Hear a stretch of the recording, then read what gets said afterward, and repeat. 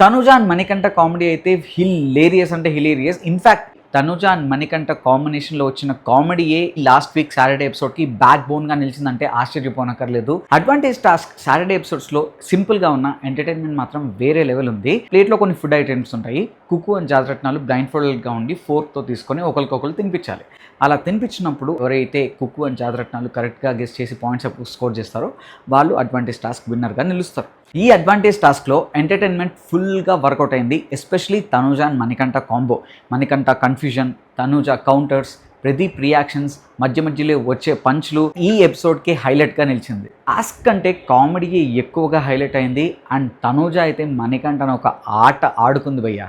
అందుకే జడ్జెస్ ఈ మణికంఠ అండ్ తనుజ చేసిన ఎంటర్టైన్మెంట్కి ఫుల్గా ఇంప్రెస్ అయ్యి హిలేరియస్గా వర్కౌట్ అవ్వడం వల్ల వాళ్ళని అడ్వాంటేజ్ టాస్క్ విన్నర్స్గా డిక్లేర్ చేస్తారు.